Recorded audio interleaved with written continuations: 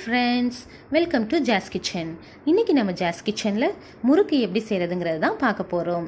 இன்றைக்கி முறுக்கு செய்கிறதுக்காக தனியாக மாவு அரைக்கணும் அப்படிங்கிற ஒரு அவசியம் இல்லை. நம்ம வீட்டில் இருக்க 3 பொருட்களை வச்சு எப்படி ரொம்பவே சூப்பரான மொறுன்னு சுவையான முறுக்கு செய்கிறது அப்படிங்கிறது தான் இன்றைக்கி நம்ம ஜாஸ் கிச்சனில் பார்க்க போகிறோம். வாங்க எப்படி செய்கிறதுங்கிறத பார்க்கலாம். முறுக்கு செய்கிறதுக்காக நான் ஒரு 1/2 கிலோ இடியப்ப மாவு எடுத்து வச்சுருக்கேன். 50 கிராம் அளவுக்கு பொட்டுக்கடலை, உளுந்து ரெண்டும் எடுத்து வச்சுருக்கேன்.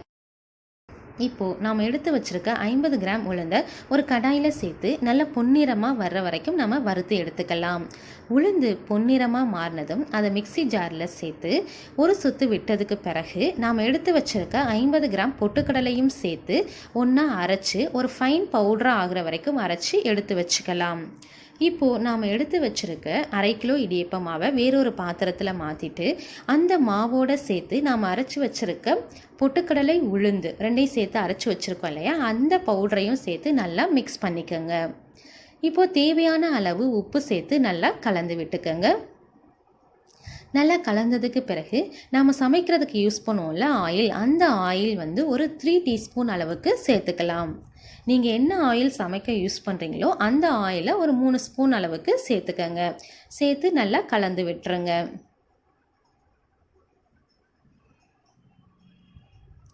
இப்போது எல்லாம் சேர்த்து நல்லா கலந்தாச்சு. கலந்ததுக்கு பிறகு கொஞ்சம் கொஞ்சமாக தண்ணி ஆட் பண்ணி நல்லா மாவை பிசைஞ்சு வச்சுக்கோங்க. ரொம்ப அழுத்தி பிணையணும்னு அவசியம் இல்லை. ரொம்ப சாஃப்டாக இருக்கிறது மாதிரி பிசைஞ்சு எடுத்து வச்சுக்கோங்க. மாவை மெதுவாக பிசைஞ்சிக்கோங்க. மாவை பிசைஞ்சிட்டு இருக்கும் போதே நாம் எடுத்து வச்சுருக்க எள்ளு, நமக்கு எள்ளு எவ்வளவு தேவைப்படுதோ அந்த தேவையான அளவு எள்ளு சேர்த்து பிசைஞ்சிக்கலாம். கருப்பு எள்ளு தான் சேர்க்கணுன்னு அவசியம் இல்லை. வெள்ளை எள்ளு இருந்தால் கூட நீங்கள் சேர்த்துக்கலாம். சேர்த்து இப்போது பாருங்கள் மாவு எவ்வளோ சாஃப்டாக இருக்குது பாருங்கள். இந்த சாஃப்டாக இருக்கிறது மாதிரி நல்லா பிசைஞ்சு எடுத்து வச்சுக்கோங்க. இப்போ முறுக்கு செய்கிறதுக்கு தேவையான மாவு ரெடி ஆயிடுச்சு. இப்போ இதை எப்படி நம்ம முறுக்கு அச்சில் வச்சு பிழிஞ்சு முறுக்கு பொரிக்கிறது அப்படிங்கிறத பார்க்க போகிறோம். இப்போது கடாய் அடுப்பில் வச்சுட்டு தேவையான அளவு எண்ணெய் சேர்த்துக்கங்க. இப்போது இடியப்ப கட்டையில் நாம் எடுத்து வச்சுருக்க மாவை சேர்த்து முறுக்கு பிழிய ஆரம்பிக்கலாம். வீடியோவில் பார்க்குறீங்க இல்லையா, அதே போல் முறுக்கு பிழிஞ்சு அதை எண்ணெயில் சேர்த்துக்கங்க.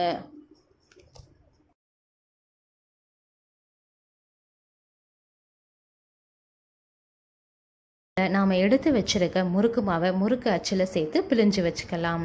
முறுக்கு பிழியறதுக்காக நான் ஜல்லிக்கரண்டி எடுத்து ஜல்லிக்கரண்டியினுடைய மேல் பாகத்தில் எண்ணெய் தடவிட்டு முறுக்கு அச்சில் வச்சு நான் பிழிஞ்சு எடுத்துக்கிறேன். இப்போது எண்ணெய் சூடானதும் அந்த பிழிஞ்சு வச்ச முறுக்கை நம்ம எண்ணெயில் சேர்த்துக்கலாம். இதே போல் ஒரு டைமில் 3 அல்லது 4 முறுக்கு வரைக்கும் நீங்கள் ரெடி பண்ணி எடுத்துக்கலாம். பாருங்கள் எவ்வளோ சூப்பராக முறுக்கு ரெடி ஆகிட்டுருக்கு பாருங்கள். இதே போல் எல்லா முறுக்குகளையும் நாம் ரெடி பண்ணி எடுத்துக்கலாம். அவ்வளோதாங்க, ரொம்பவே சூப்பரான மொறுன்னு டேஸ்டான முறுக்கு நமக்கு கிடச்சிருச்சு.